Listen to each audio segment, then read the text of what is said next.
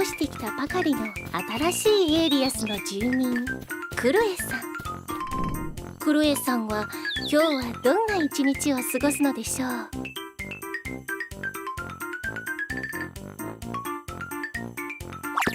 日もあちしの仕事をしなきゃね。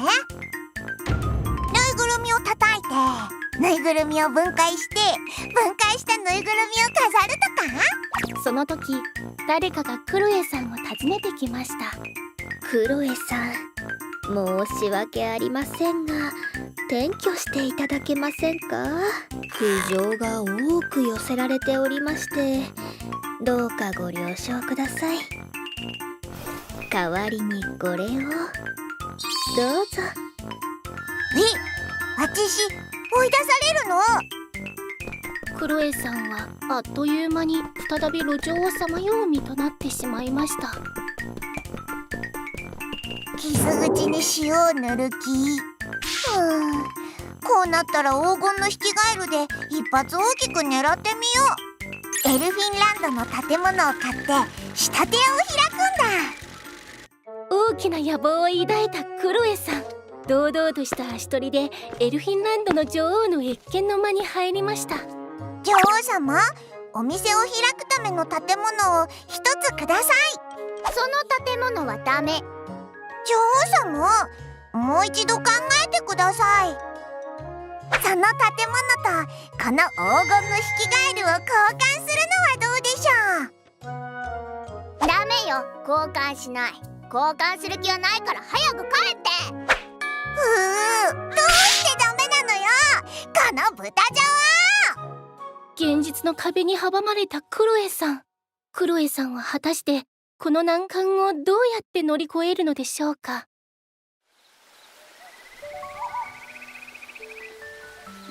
迷子になった気分だよ。これからあちしたちどこに行けばいいんだろう。姉さんや妹たちに会いたい。いつでもどこでもみんなと一緒だった頃が懐かしいよ。すごく寂しいよ。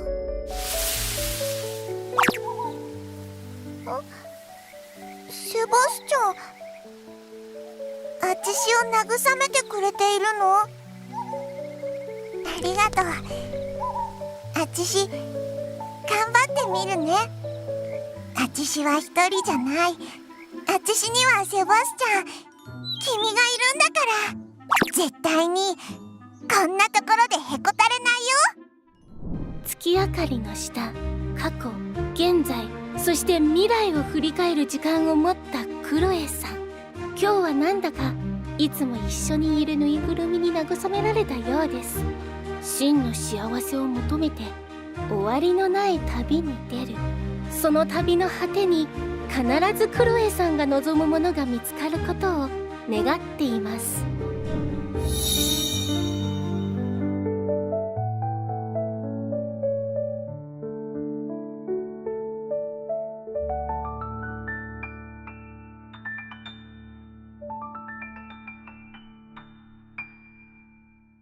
セバスチャンの出番よ。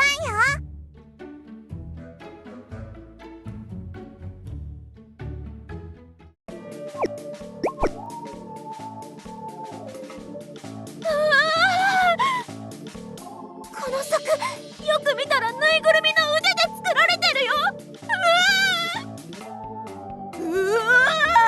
ウサギのぬいぐるみが全部バラバラにされてる。怖すぎる。はあ？怖いなら見なきゃいいじゃん。なんでわざわざここまで来て騒ぐの？かわいそうなぬいぐるみを元の姿に戻せってば。これが元の姿なんだけど、ぬいぐるみを綿と布に戻せってこと？残酷だ。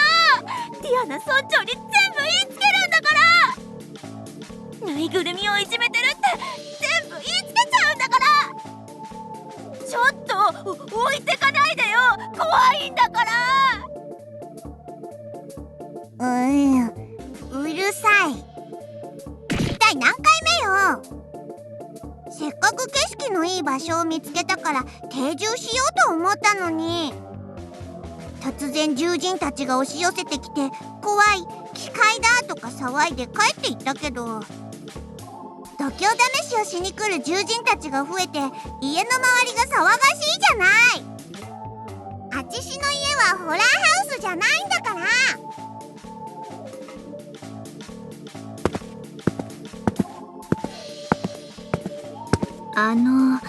クロエさんですよね。ようやくお会いできました。少しお邪魔してもいいかな。あ、君は誰？この村を管理している村長のディアナです。実は伝えたいことがあって来たんだよ。うるさい子供たちが言ってたディアナって君のことだね。入りたいならそこのベルを押して。こんなところにベルがあったのかい？ベルを押せというのは、こうやって叩けばいいのかね。本当は鼻で押しながら口でピンポーンって言わなきゃいけないけど、今回は見逃してあげるよ。こっちに入って楽にしてて。お茶でも飲む？いえいえ、お茶は結構だよ。ではお邪魔しますね。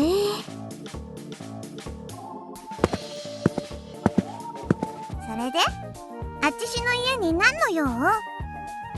クロエさん、単刀直入にお尋ねするよ。家の周りのぬいぐるみとぬいぐるみの残骸はわざとこうして置いているのかね。あちしが作業するときに便利な場所に置いてただけだよ。もちろんインテリアにも気を使ったよ。コンセプトは優雅さとアバンギャルドの調和かな。できればそれらを片付けてもらえないかの。あ、ぬいぐるみを片付ける？なんで？まず許可なくうちの村の近くに家を構えたのも問題なんだけどね。もっと大きな問題は、昼も夜もあのぬいぐるみを見た後に悪夢を見たり気絶する獣人の子供が多くいることなんだよ。しかも自分が勇敢だと証明すると言って勉強もせずにこの辺りをうろつく悪循環が繰り返されていてね。クロエさんもこの状況については把握しているだろう。そうね、あの子たちさっきも来てたよ。でもそれがあちしのせいだっていうの？あちしとは関係ないじゃん。あちしは何度も来るなって警告してるんだよ。子供たちが村からこっちに来ないようにできない？そっちの問題でしょ？それはその通りなんだけど、結論はぬいぐるみを片付けられないということかね。これは困ったね。妥協点を見つけられると思っていたんだけど。悩むふりはやめて。あちしにここにいられたら困るって言いたいんでしょ？いえ、まあ困るといえば困るんだけど、幼い獣人たちが寄りつかないように怖いぬいぐるみだけでもどうにかしてもらえればと思ったんだけどね。でもこうしてないとあちしが仕事をしづらいの。これだけは譲れない。周りに高い柵でも立てれば大丈夫かね。それともしょうがないね。今回もまた引っ越さなきゃいけないか。はい？実はこういうの初めてじゃないんだ。精霊の山の近くでも似たようなことがあってね。精霊たちが幽霊の住む家みたいだってあちチシを追い出そうとしたんだよ。見知らぬ場所に来てやっと落ち着いたと思ったのに、ここを出たら今度はどこに行けっていうのよ。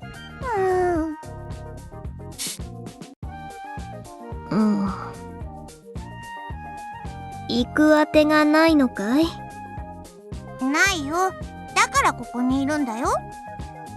妖精王国には行ったことないのかい？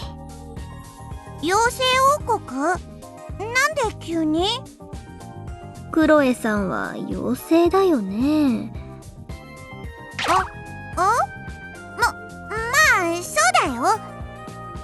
妖精なら妖精王国に住むのが自然じゃないかと思ってね。妖精たちの近くで暮らすのはちょっと不安なんだけど、翼がないからみんなに変な目で見られそうで心配だし。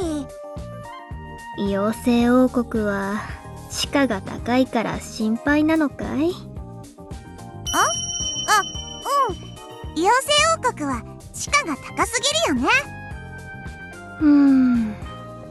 ね。やはりこうなりましたか。私にいい考えがあるよ。これを持って妖精王国エルフィンランドに移住したらどうかな。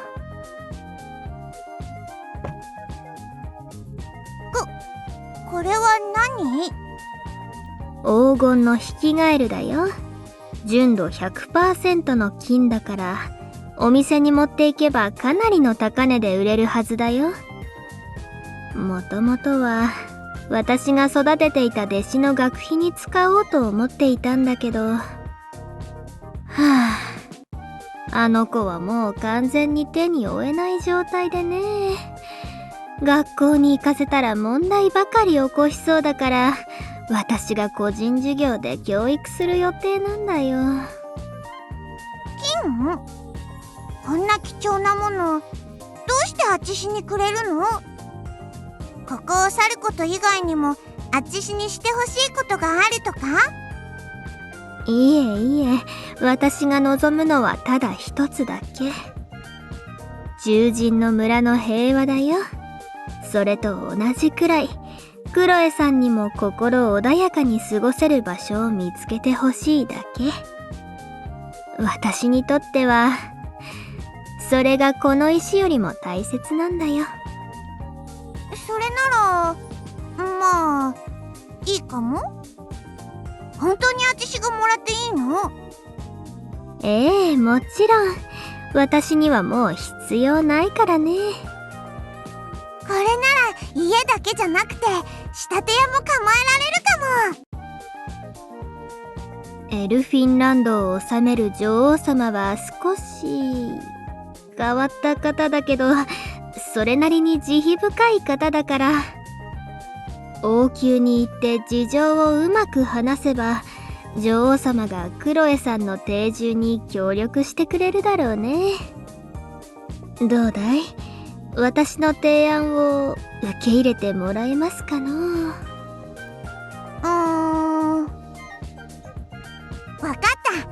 黄金のヒキガエルを受け取ってここを出るよ。セバスチャンがそれを望んでるからね。セバスなんだって？いや、ただ行ってみただけだよ。じゃあ今日中に荷物をまとめて出ていくね。あちしにいい提案をしてくれてありがとうね、村長。いえいえ、感謝なんて申し訳ない気持ちでいっぱいだよ。クロエさんにぴったりの場所を見つけて幸せに暮らすんだよ。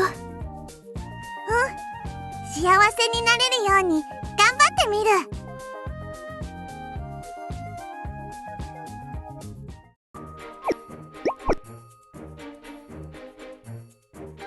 いしょっと。ここがエルフィンランド？確かに獣人の村よりは栄えてる感じだね。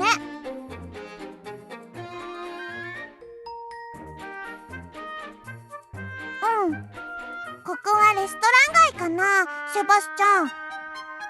あちこちからする美味しいパンの香りがあちしの胃袋を刺激してる。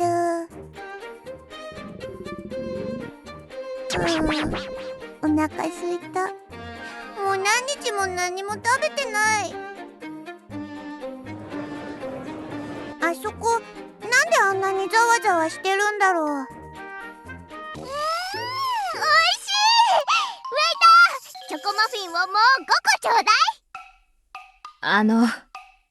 女王様、今食べたので最後です。さっき材料がなくなったとお伝えしたばかりですが。もう売り切れなの？まだそんなに食べてないのに。まあ仕方ないか。最後のパンはちゃんと味わって食べようっと。もぐもぐもぐ、カツカツカツ。なんだろう、食欲減退用の大食い配信かな。一気に気が抜けたよ。こんなところでぐずぐずしてる暇はない。お腹が空いたまま歩き回るのはもううんざりよ。早速住めそうな場所を探しに行こう、セバスチャン。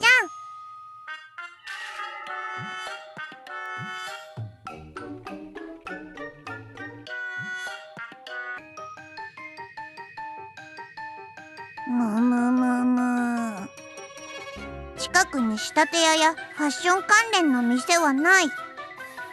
流動妖精数は適度だし、敷金や家賃はよくわからないけど高くはなさそう。悪くない条件だよね。あ、家賃が一番重要なんじゃないかって？大丈夫、あちしたちにはかなり使える交渉道具があるじゃない。さあ、この黄金のヒキガエル。とにかく計画をもう一度整理して話してあげるからよく聞いて、セバスチャン。まずは妖精の王宮に行って女王様に謁見しなきゃいけない。あちしたちが正式に妖精王国の住民になれるように移住申請をしないとね。それから不動産屋に行ってこの建物を購入するか借りるかして仕立て屋を開くの。オープン後、あちしは社長として仕立てとファッションコンサルティングを担当する。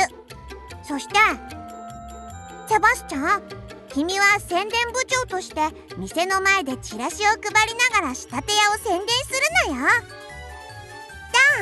完璧な計画でしょ。ひひひ、そんなに褒められたら照れるじゃない。じゃあ今すぐ妖精の王宮に出発しよう。移住申請をしてさっき立てた計画をすべて話すのよ。ディアナと話していた時、確か妖精の女王様は慈愛に満ちた賢くて素敵な子だって言っていたよね。一体どんな子なんだろう。ちょっと気になるよ。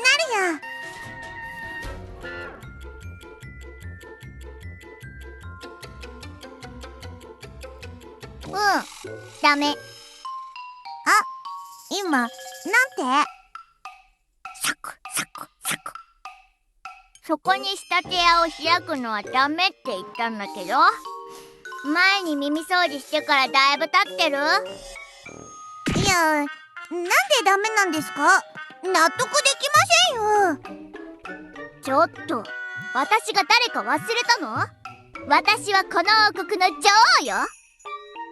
女王がダメだと言ったら、ただダメなんだって受け入れればいいの。それに私が全部ダメだって言った？移住申請はスムーズにすぐ OK したじゃない。もともとうちの住民でもないのに初対面にしてはずうずうしすぎるんじゃない？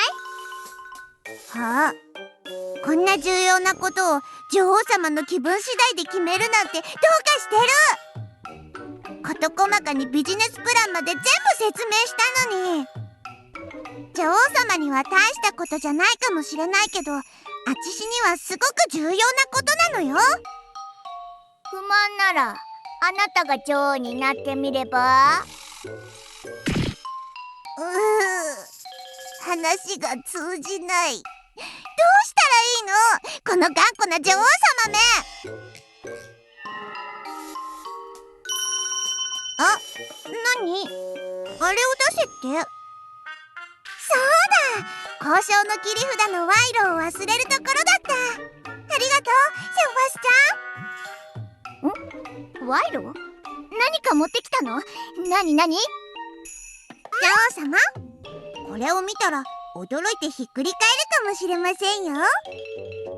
今まではせいぜいパンのかけらやお菓子のかけらみたいなくだらない賄賂しかもらったことないでしょうけど、これはそういうものとは次元が違う賄賂ですよ。なんでそんなに大げさなのよ。じれったいな。早く見せて。あちしが用意した賄賂はぷくぷく太った黄金のヒキガエルです。黄金のヒキガエル？ちょうだい。こういうのは一口で食べるのが一番よね。ちょっと、それは食べ物じゃないですよ。わあ、これ食べられないじゃない。それ純金ですよ。本物かどうか確かめるために噛んでみるならわかりますけど、全力で噛むなんて。あなた、私を騙したの？てっきりヒキガエル型の王様チョコレートだと思ったのに。まさかとは思ったけど。女王様、これ一つでヒキガエル型のチョコレートを100個、いや1000個も買えますよ。それはわざとやってるんですか？そうじゃなければ説明がつかないんですけど。今すぐ食べられるものじゃなきゃ意味がないの。こんなものを持ってデザートを買いに行ったらネルに怒られるでしょ。金なんて興味ないからさっさと持って帰って。あ、本当にバカなの？こんなのが本当に妖精の女王？この王国、本当に大丈夫なの？ちょっと待って、これってまさか嫌がらせ？あちしがよそから来たって理由だけでこんな無茶苦茶なことを言ってるのかな？まだそんなところでブツブツ言ってるの？もうすぐ7回目のおやつの時間だから私の邪魔をしないで帰りなさい。ちょっと、そんなのないでしょ。あなたには両親のかけらもないの。まあいい、たくさん食べて黄金の豚にでもなっちゃえ。今なんて言ったの？ちょっと待ちなさい。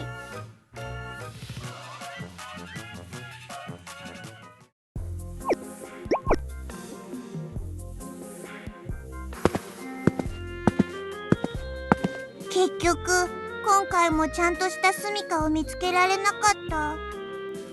君とあちしがこの日をどれだけ待ち望んできたか。変な女王のせいであちしたちの完璧な計画が全部台無しになっちゃった。今日はどこで一晩過ごそうか、セバスチャン。路上で夜を過ごしたくない。そんなのあまりにも惨めだから嫌。近くの妖精に助けを求めてみようか。よし、あの妖精にこの辺りで泊まれる場所があるか聞いてみよう。すみません、ここら辺でちょっと休める場所って。ちょっと忙しいので失礼。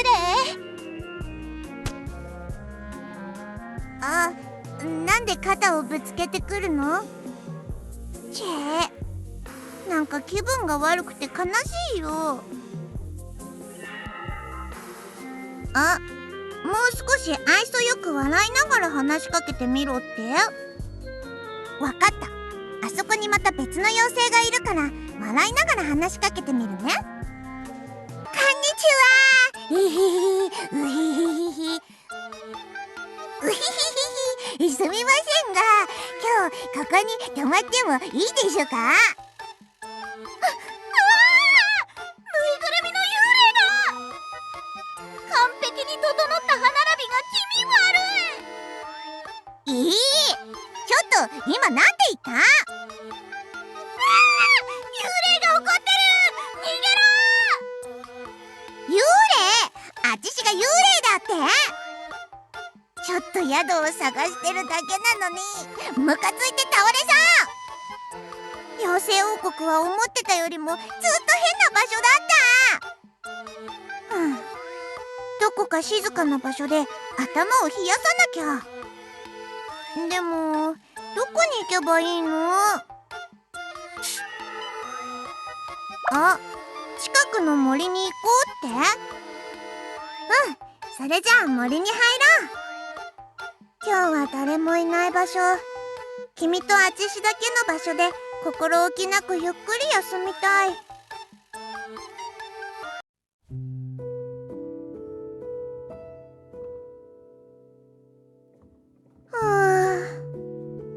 あちしの姉妹たちは今どこにいるんだろう。みんなどこかで元気にしているのかな？もちろん君がいるからそんなに寂しくないけど、姉妹たちが見知らぬ土地でどこにも定住できなくてお腹を空かせて街をさまよっているかもしれないと思うと、心の片隅がチクチク痛むような気がするの。まるで今の君とあちしみたいに。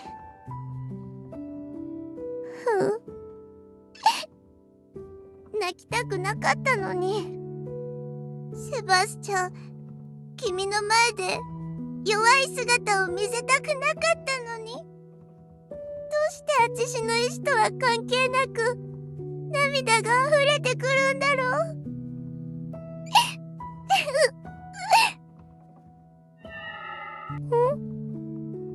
う。泣くことを恥ずかしがらなくてもいいって？あちしがどんな姿でも君だけはあちしを見捨てないって？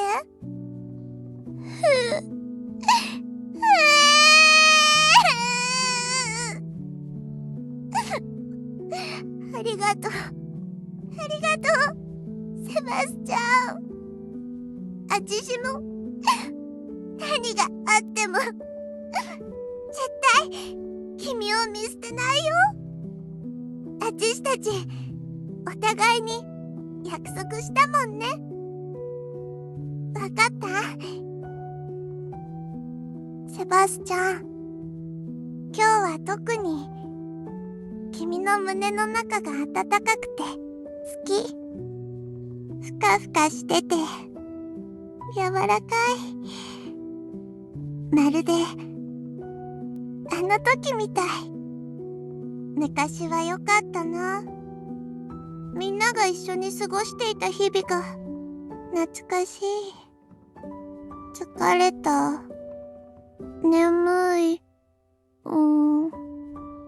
少しだけ寝るね、セバスチャン。ど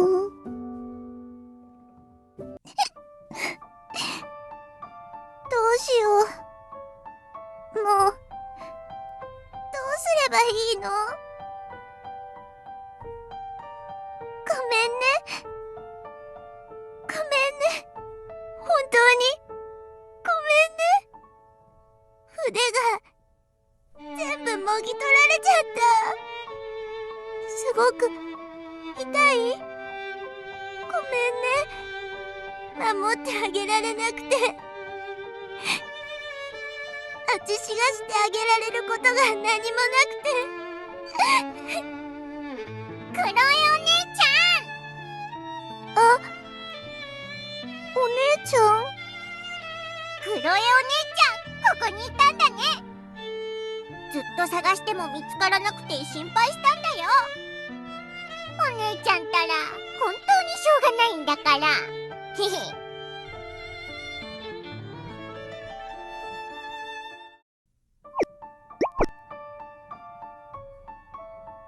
君は誰？私が誰かだって？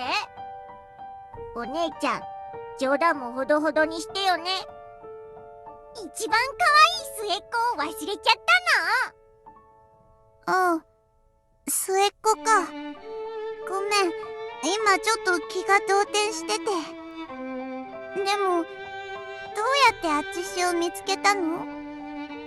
誰にも見つからないように、ちゃんと隠れたのに。黒いお姉ちゃんは一番目立つから見つけやすいの。どこにいても私が簡単に見つけちゃうよ。でもお姉ちゃん、どうして泣いているの？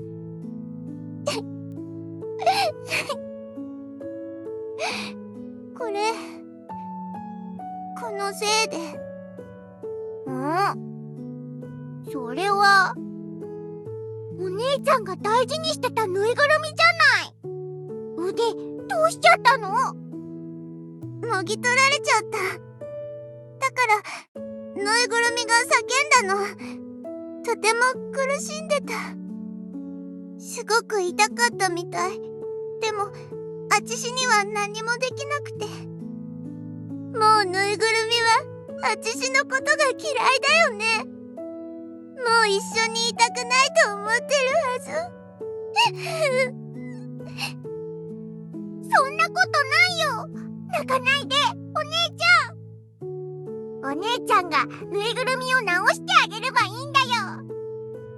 あちしがぬいぐるみを直す？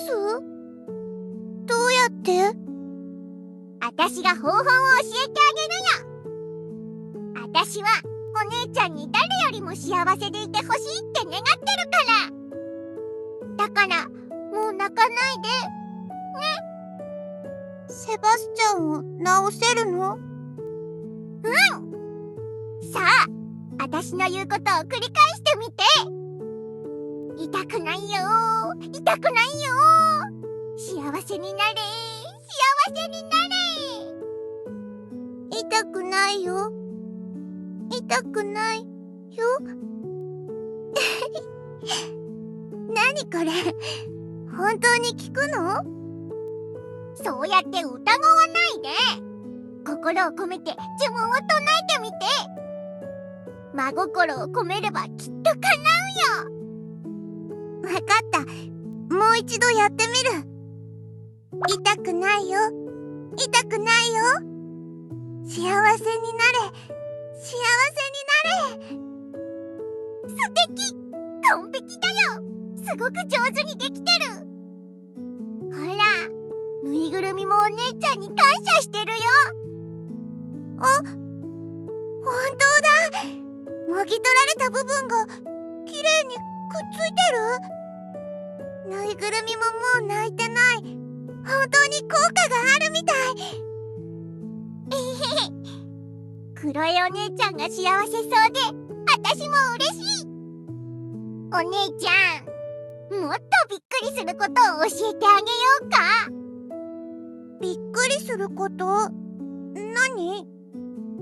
この呪文はね、実はぬいぐるみだけに効く呪文じゃないんだ。お姉ちゃんが望むすべてのことを叶える呪文なんだよ。だからお姉ちゃん、辛い時や悲しい時は泣かないで呪文を唱えてみて。お姉ちゃんを辛くさせたり悲しませたりするものが全部消えるよ。すごい。それはびっくりだよ。よく覚えておいてね、お姉ちゃん。幸せを願うなら自ら幸せにならなきゃ。末っ子ちゃん、本当にありがとう。幸せになる呪文、しっかり覚えておくよ。絶対に忘れないから。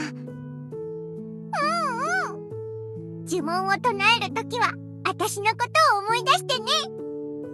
私はいつもお姉ちゃんのそばで幸せを願ってるから。ちょっと待って。あちしも何かプレゼントをあげたい。何がいいかな。あ、そう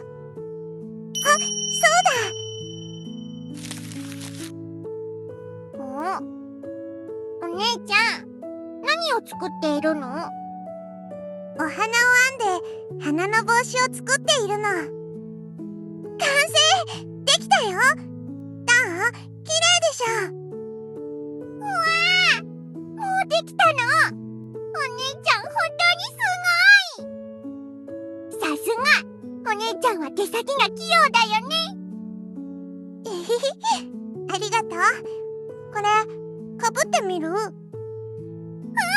かぶせてかぶせて。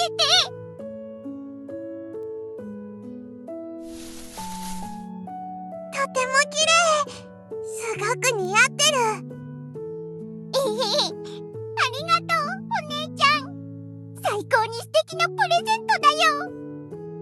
いつもかぶって他のお姉ちゃんたちにも自慢するね。本当に嬉しい。お姉ちゃんも嬉しいよね。そうでしょ。お姉ちゃん、お姉ちゃん、クロエ、お姉ちゃん。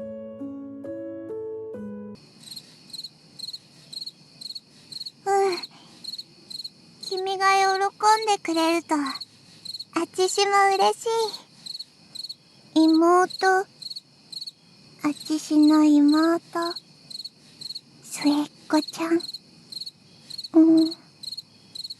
ここは妖精たちの森。全部夢だったんだね。そうだ、確かにそんな呪文もあったよね。幸せになる呪文。本当に不思議。幸せな夢なのに妹の名前が思い出せない。顔もぼんやりしてる。あまりにも昔のことだからかな。痛くないよ。痛くないよ。幸せになれ。幸せになれ。何も起きないんだね。昔はうまくいった気がするけど、今は何度願っても叶わないんだ。自分で幸せになれないなら、幸せを願うこともできない。生きているうちに幸せはどんどん遠ざかっていく。何も知らなかった昔が懐かしい。道端に咲いた一輪の花を見るだけで幸せだったあの頃が。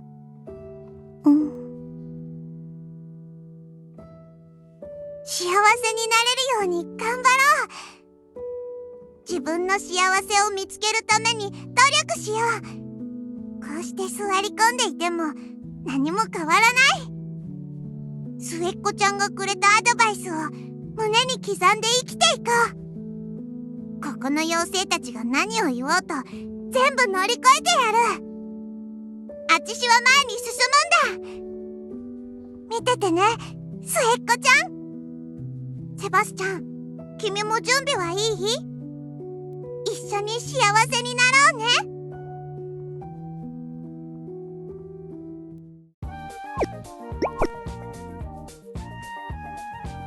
これってこうするんだっけ？そうだよ。その姿勢から手首のスナップを使う感じ。こうやってポチッってすればきれいにイチゴを摘むことができるよ。なるほど、これなら簡単だね。そうでしょ。今日はこの範囲のイチゴを収穫してくれればいいから。明日は本格的に農業のやり方を教えてあげるから覚悟してね。ありがとう、キャロット。寝泊まりさせてもらう上に仕事まで手伝わせてくれて。このくらいなんでもないよ。私たちは友達でしょ。それはそうと、出張デザイナーの仕事はどう？やりがいはある？最近は王国中を回りながら即席リフォーム、衣装のオーダーメイド、ファッションコンサルティングなんかをやってるな。最初は自分で歩き回って直接お客さんを集めてたんだけど、今では口コミを聞いて依頼してくれるお客さんも増えてきたんだ。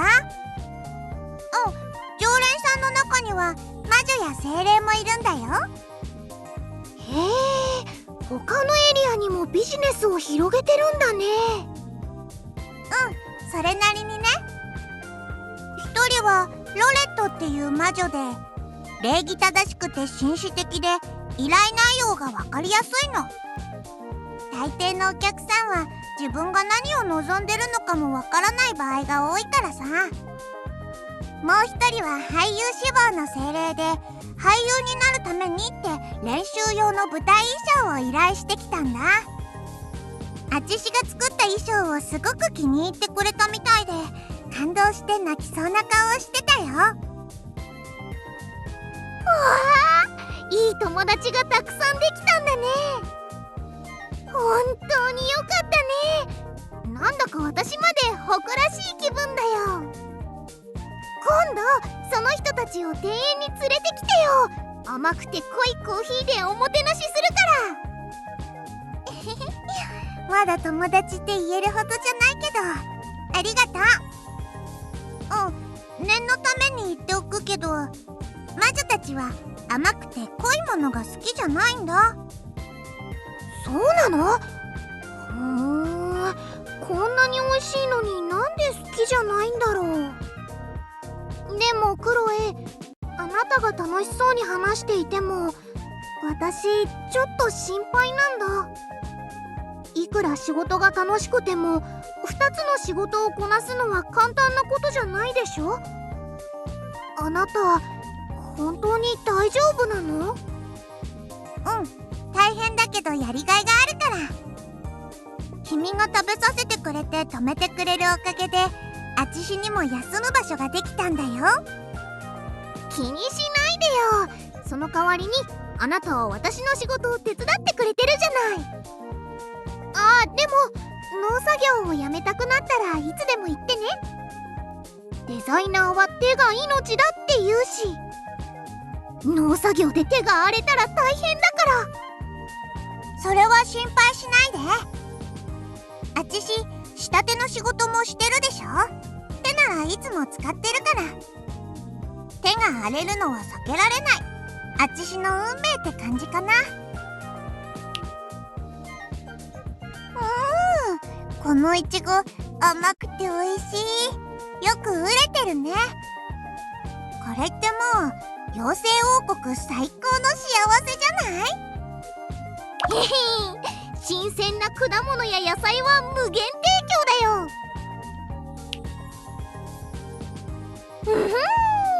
甘くて最高。やっぱり私のイチゴなだけはあるね。もうこんな時間か。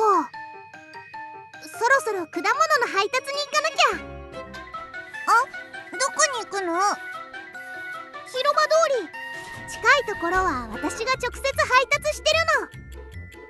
それならあちしが行くよ。居候させてもらっているんだから、それくらいやらないと。いやいや、そんなことしなくていいよ。それに今日は空気が少し冷たい感じがして、なんだか嫌な予感がするんだ。何か巨大な嵐みたいなものが押し寄せてくるような気がしてさ。気のせいかな。農夫の勘が外れたことはないんだけど。こんなに晴れてるのに？そんなわけないよ。やっぱりあちしが行ってくるよ。ついでにあちしの出張仕立てを宣伝できるいい機会だと思うんだ。そう？わかった。じゃあお願いしようかな。配達する果物はどこにあるの？あそこに置いてあるバスケットの中だけど、ちょっと重いかも。これのことだよね。セバスチャンが持つから平気。じゃあ今から行ってくるね。クロエ、ちょっと待って。傘くらいは持って行った方がいいと思うよ。ってもう行っちゃったか。まあ大丈夫だよね。ククロエは小柄だけどしっかりしてるから、帰ってきたら一緒に食べられるように人参ケーキを作ろうかな。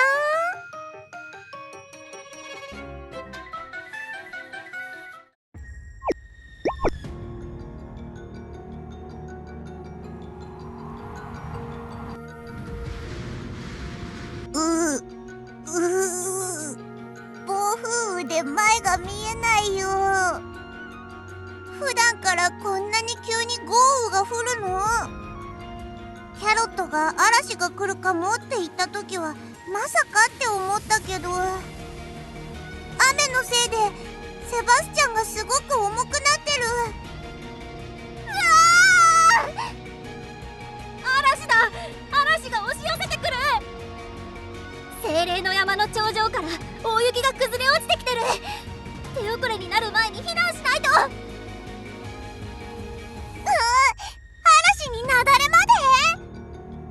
この王国の天気は普通じゃないよ。皆さん、ぼんやり立っていないで早く建物の中に避難してください。週末の雨情に行きたくなければしっかり気を引き締めて私の指示に従ってください。こういう時こそ落ち着いて行動しなければなりません。早く避難してください。風で果物が全部飛ばされちゃった。庭園に戻った方がいいかな。女王様？女王様がいない？いやあ、どうしたの？何がいなくなったって？王宮を出るとき何か忘れているような気がしていましたが、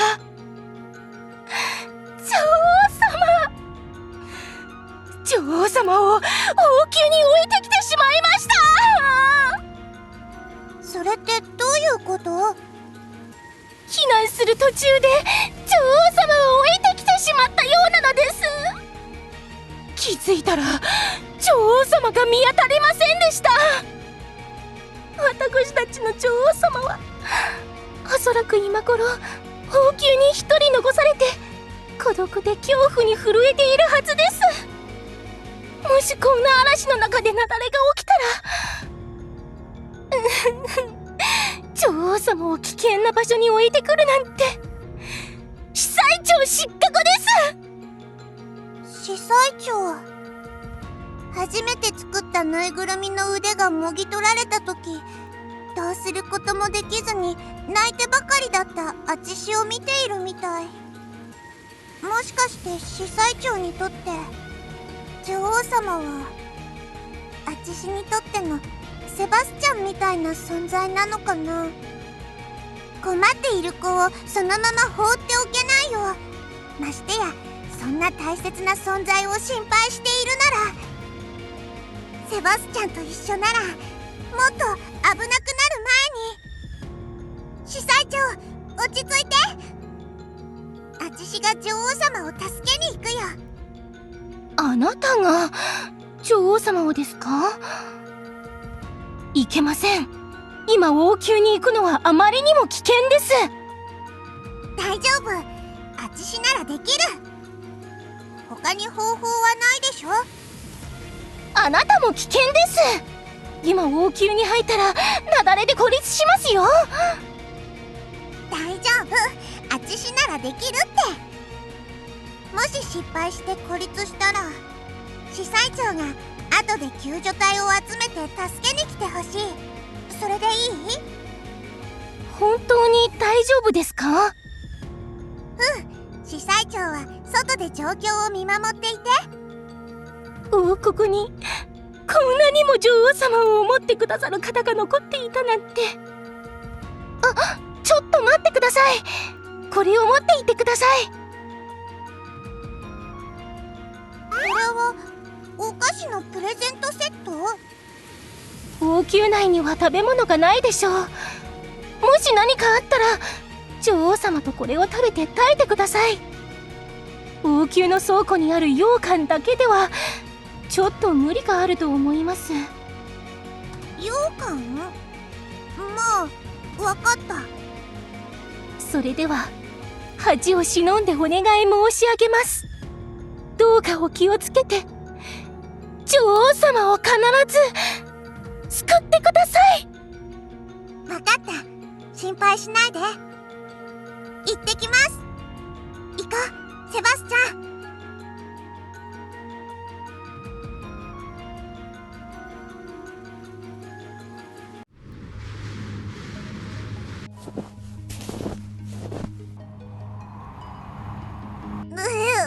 暴風雨に頬を叩かれて痛い。セバスチャン、あちしのことを守ってくれているの？ありがとう。あ、腕の縫い目が切れちゃった。無事に帰って仕立て屋を開くことができたら、最初に君の腕を直してあげるからね。腕を直すついでに全体的にリメイクした方がいいかな。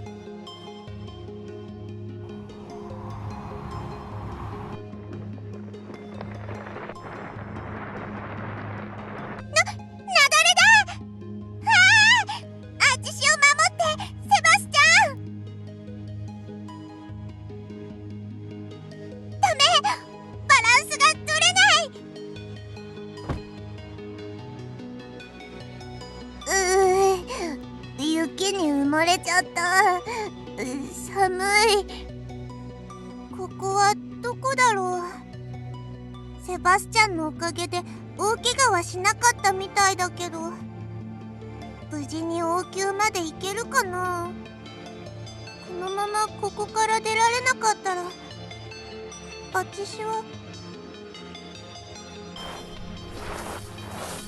痛くないよ。幸せになれ。そうだ、ここまで来たんだから怖いものなんてないよね。ずっとこのまま進んでいけば王宮が見えてくるはず。あれ、これは階段だ。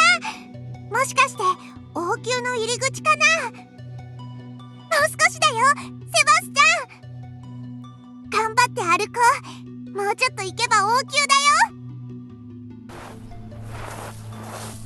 よ。痛くないんだ。幸せになるんだ。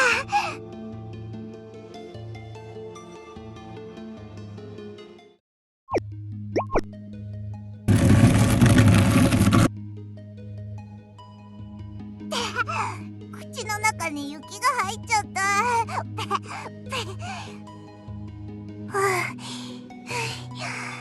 やっと入れた。セバスチャン、お疲れ様。ここまで来れたのは全部君のおかげ。セバスチャン、大丈夫？雪を掘り起こしてきたから手が濡れて汚れてボロボロになっちゃって。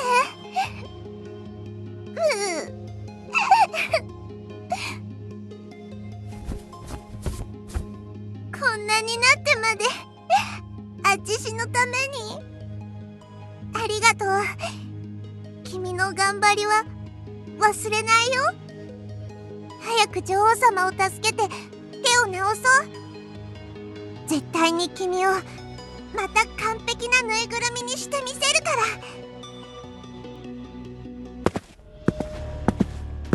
女王様、どこにいるの？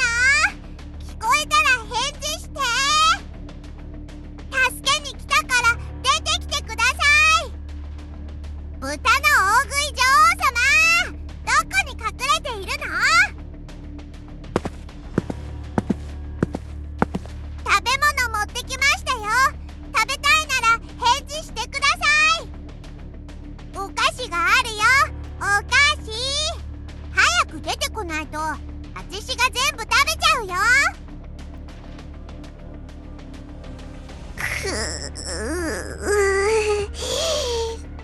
お菓子？あ、謁見の間の方から声が聞こえた。女王様、すぐ助けに行くね。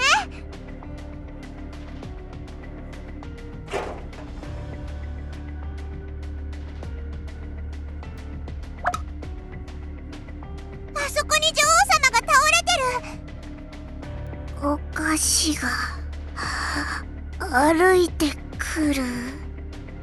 女王様、大丈夫？顔がすごく青白いよ。いや、スモアクッキーか。なんでもいいわ。とにかく口に入れてみよう。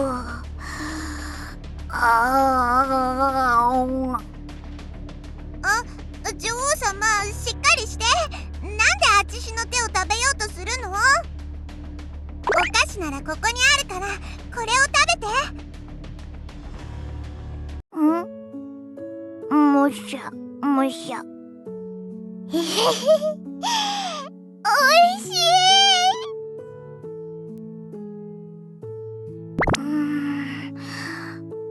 あなたはクロエ？あなたがどうやってここに？司祭長に頼まれてきたの。これから数日間一緒に過ごさなきゃいけないよ。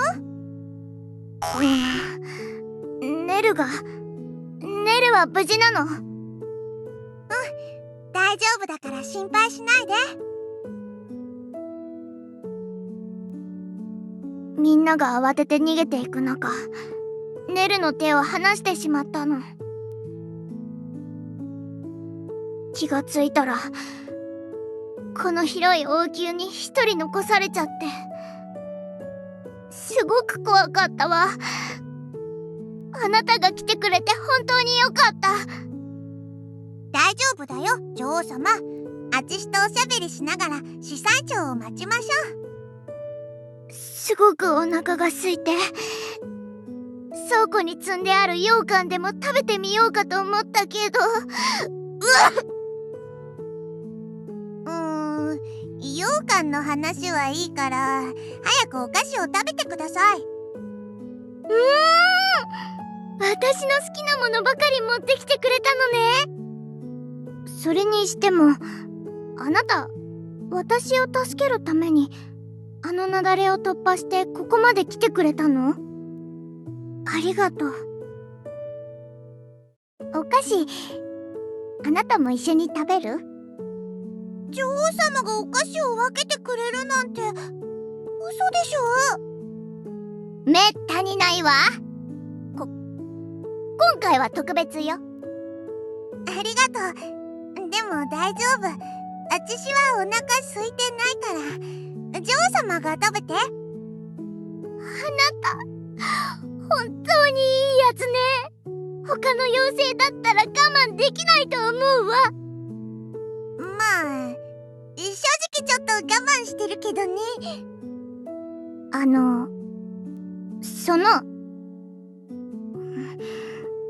ごめん。前に私、ちょっと言い過ぎたよね。あちしがビジネスのプレゼンをした時のこと？実は、あそこに私の好きなお菓子屋さんがあって、誰にも譲りたくなかったの。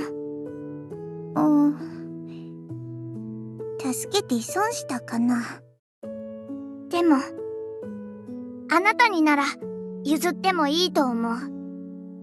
妖精王国にいい服屋が一つあっても悪くないと思うし、私がネルとお菓子屋の主人にうまく話して、あなたのお店の場所を用意してあげるよ。本当に？うん。ネルもあなたならいいって言うと思う。ありがとう、女王様。私の方こそありがとう、クロエ。じゃあ、契約書。契約書を書いてください。契約書？そんな面倒なものをなんで書くの？面倒ならあちしが代わりに書くよ。どれどれ？あの店の場所と前の道路もあると便利なんだよね。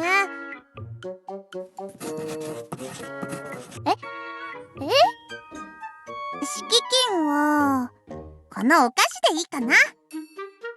女王様にとってお菓子セットはすごく大事でしょ。今は大切だけど。よし、じゃあ指にジャムを塗ってここに指を押し付けて。ここに押せばいいの？わかったわ。私はクールな女王様だからね。よし、これで契約成立ね。ついにあちしの幸せを叶える場所を手に入れた。セバスチャン、あちしたちやったよ。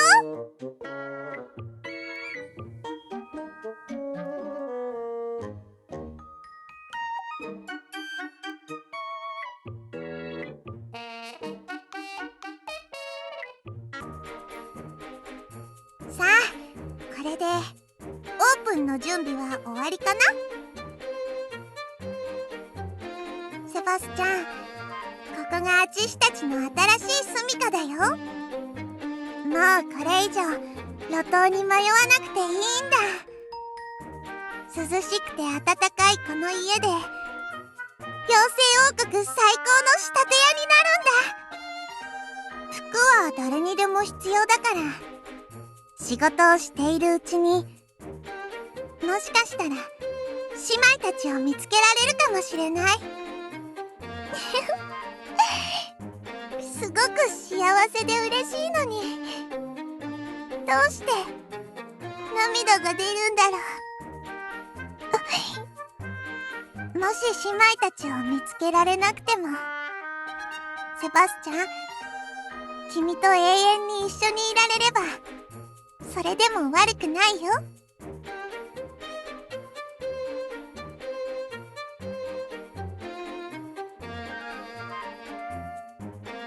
クロエ来たよ。あ、キャロット来てくれたんだね。あのままでありがとう。あちしの仕立て屋によく合ってるよ。やっぱりこれがないとね。開業おめでとう。